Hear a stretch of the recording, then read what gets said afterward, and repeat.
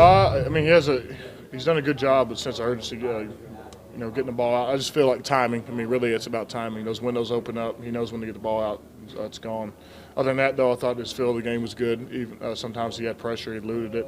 And I think, as you know, he's one of the best quarterbacks as far as throwing on the run, making plays like that. That's kind of what he does. So, other than that, though, man, I think he played really well. Really well. Ryan Curtis, good day for you against him? Yeah. Just a battle. Sometimes he'll get the better of me. Missing my hands early a few times, a little bit sloppy with that. But other than that, yeah, I mean, I kind of know what it is going against him every time. Just a challenge, and it's a good player. Lee, you talked about getting off to a fast start. Well, the Redskins did. So how do you prevent what happened today? I don't know. I've been trying to answer that question for about the past year and a half. I still haven't found an answer. Maybe I'll have an answer after this week. Hey, Carson snubbed for the first time 3 times, I think, and it didn't seem like he did it much or at all last year. I mean, is that kind of a sign, another sign that he's pretty much all the way back? Yeah, I think just a variety of things. I think you saw how he played. Just felt like his rhythm was good. He was crisp, and then those plays have been bigger for us the past few years. 3rd and 1, 4th and 1, 4th and 2 situations. We've been pretty successful with that play, so it's kind of we're going to keep doing it until they stop it. So other than that, though, he played a phenomenal game, and this will be a big week for us. What's it like when Coach Peterson allows you guys to go for on those 4th down situations, especially on your side of the field? Yeah, that's kind of what our offense is about. It's about attacking and really having that sense of urgency. So ever since I've been here, it's kind of been the same thing. So not really surprised about it. It's just we got to execute it to keep it going. But that's what we do. Even being up 7-0 for 2 there late in the 4th quarter, what was that like in the huddle? Me, I'm pretty gassed, so I'm trying to get to play and see what the hell's going on. But yeah, I'm not surprised. I mean, really anything we do, I'm not surprised by anything, just because the past and how practice goes and kind of what the message is before the game. Who do you expect to see more of on Sunday night? Probably a little bit. It's going to be between McKinley and Beasley, out of those two. What sort of a scouting report on what you've seen early on tape? I know you faced Beasley, obviously. Yeah, Beasley's quick twitch, very good bend, and McKinley, he's a more power guy, and he'll try to go straight through you, and very good against the run. So a little bit of power and speed. They move their guys around a little bit more than some other teams. Yeah, McKinley, he'll flip flop back and forth. Beasley's primarily on my side, but from what I watch, she's mostly on my side. Beasley is.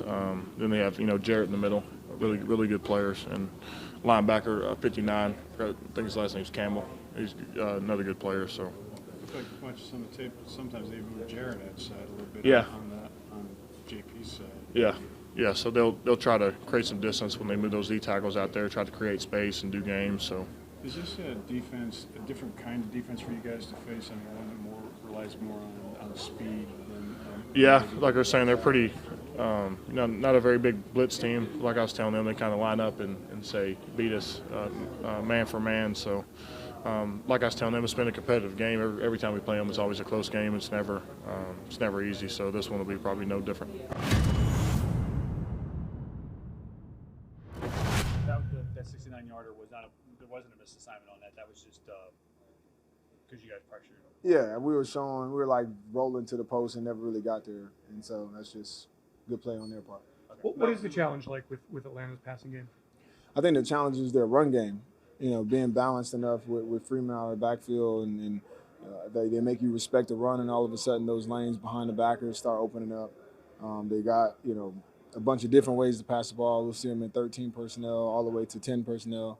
And obviously they move Julio Jones around a lot, getting the ball in bunch of different ways. That creates a challenge as well.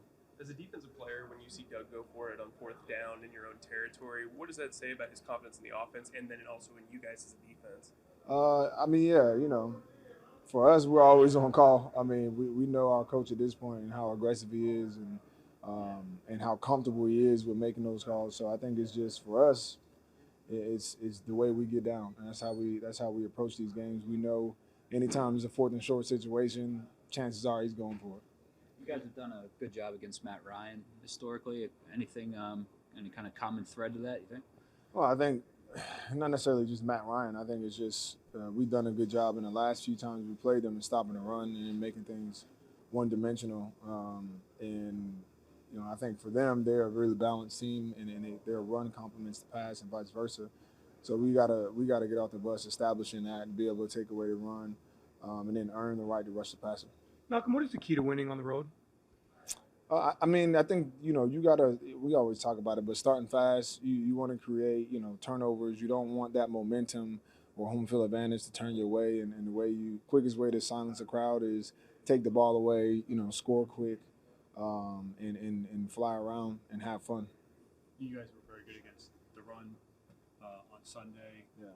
Obviously, it's always imperative to stop it, but what were some of the reasons behind the success there? I mean, I just think it's, our front. I think it's our, guys detailing their run fits and showing up at the point of attack, creating some negative runs that discourage some different play calling. And, that's what we do. That's what we hang our hat on. Obviously, we got a few other things we want to tighten up, but we always want to get off the bus stopping the run. Playing that extra tight end spot, is it fundamentally the same because you have the edge coming after you, or is it different because of the gap? It's just a little different, based on where you're lined up, but that's really it. Was it easy to adjust to? Was it a challenge to adjust to? I never played that position. I mean, yeah, I've never played it, so there's always that, but, I practiced it a bunch, so. I was going to ask you never played in high school or early on in college? Since I was 13 years old, I've only played tackle, so. Okay. Yeah, but it was pretty much the same, I guess. It's basically you're lining up, hand in the dirt, blocking somebody. It's pretty similar. Do you get tempted to go out for a pass ball? Or? Not yet. We gonna see that soon? We'll see. Hey Andre, when did they sort of start gearing you up for that extra tight end position? Just last week in practice? Yeah, just working on it bits here and there the past week or so, a couple weeks and whatnot. Think it'll be a challenge playing indoors on the road? Do you have to practice as it relates to that? I mean, it's all a mental thing, really. It's still a football field, so, obviously we'll keep that in mind, where we're going to be playing, but, as, how you should practice, just take care of your body, hydrate. Do you kind of like the idea of being able to get out on the field? No matter what position or how it is. I really wanted to just do that and kind of get that feeling, off the bat, and so I can kind of relax a little bit later down the line. Yeah, and the first snap, were you a little nervous, or was that pretty? I was just kind of taking it all in, I'm here right now, kind of just, yeah. You said you hadn't played that tight end type position. Do you have the hands to snag one if it comes your way? You'll see. As far as the jitters, the excitement, was it as you expected? Was it more or less just about what you expected? Yeah, it's about what I expected. It's just, way bigger than college. And, I knew that the level of competition is extremely high and all that stuff. But it is about what I expected, yeah. So you're down early. What's it like in the huddle? You have all these pros that are around. What was it like for you to be in that huddle?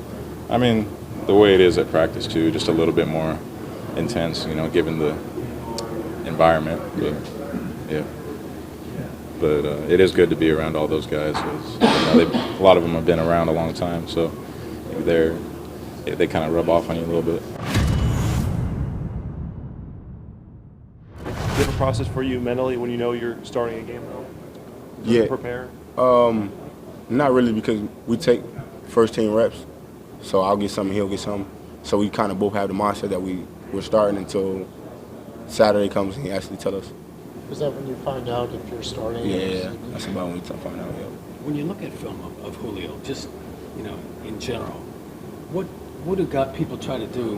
What have people tried to do to stop him? Obviously, it's not working too good. A lot of teams scheme him up, see what formations that he's running deep routes or balls that are going to him. Some people double him. Have somebody get physical with him? Or? Yeah. Well, Xavier Rhodes did a good job getting his hands on him early. I think he had about 60 yards last week. Okay. that's good. And then they also got us to a hot start, a couple interceptions, a block punt. So when you're playing from behind like that, it's kind of hard to like run your regular plays. It was sort of like what the Eagles offense did, or you guys did offensively this past Sunday against Washington, where once everything gets rolling. Yeah, it's rolling. Especially like a hot offense, just like ours. They get hot. They hot. There ain't really too much you can do about it. What development have you seen from Calvin Ridley going into his second season? I don't know really. I haven't really watched him. And it's only his first game, so I don't think any of them I really don't know too much about the first game, honestly. I watched it a little bit, but I haven't like really paid attention to it last year. Yeah. Cool. When you guys break down the tape, do you guys say to yourselves, look, we eliminate those two big plays, they really didn't do a whole lot of damage? Yeah, something like that. Oh, appreciate it, bro. Appreciate it. Yeah, we look at it like that. You just got to stay focused. Stay on those two plays could change the game, you know what I'm saying? Could have lost 14-zip, and it would just been just those two plays, and the rest of the plays we played good. On the flip side, is it good to get that out of the way? Since you guys didn't really get a ton of playing time in the preseason? Yeah, definitely. Get out of the way, take that rust off, get your feet back under you, and now you're ready to play. As far as the pass rush goes, do you think you guys did enough in the rush and pass?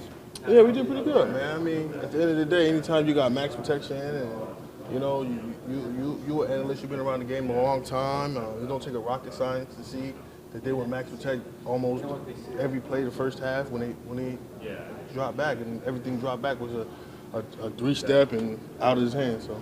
Why do you guys feel like you were able to get a little bit more pressure down in the second half? The offense started putting up points. They started rolling. That was fun to watch, you know what I mean? That was like, oh, here we go. Everybody was excited. Nobody wanted to come on the field. Then it was good. It was just a fun. It's like that's one thing about this game, man. Anytime you get involved with your teammates like that, and the team starts steaming, it's so much fun. You guys kind of knew they probably had to throw a little bit more too to kind of get back into it. Oh, if they wanted to win, yeah, absolutely, man. It was cool. Have you watched much film of the Falcons? Yep. They do much match. Only person in here, huh? We'll bother you tomorrow. All right, yeah, go ahead. What you got? They do much max protecting? Yeah, they do. I mean, against Minnesota, they just got down, so they had to drop back real quick, and Minnesota took advantage of that. You think that? I mean, he was sacked 4 times in that game. Yeah. I think it's misleading because of the fact that they were playing from behind, and Minnesota just took. No, I mean, I don't know. I mean, at the end of the day, it's still a game, so Minnesota just took advantage of of them dropping back, and you see the results of it. What did you think of the defensive performance Sunday? I think we started off slow.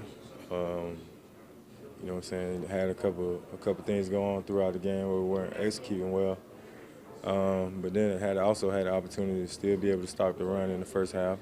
I think that kept the game in control for us, give us the opportunity to come back and be able to do what we were supposed to do. And came out second half, executed a lot better, and continued to stop the run. I think that gave us everything we needed. I mean, our offense started going, and we just built our confidence off of that. Everybody talks about Atlanta in the passing game. Is that the key, the first focus against the Falcons, or is it like it always is stopping the run? I think it's like it's always. You have to stop that run first. Make them more so one-dimensional. Honestly, I mean, we want them to be a passing team, actually, because, I mean, our best aspect is our pass rush. So, I mean, that plays in our favor. But the ability to stop the run, it has to be done. And that's something we got to continue to do throughout the rest of the season. Road game, prime time, how big is week 2? I know it's not the end of the world, but how big do you see this game? It's a big game. It's an NFC game, obviously, 2 playoff teams. And, I mean, it's a big game. Anytime you got an opponent where, you both got potential contenders and can play for something. So it's going to set the tone. I think it's an important game for us.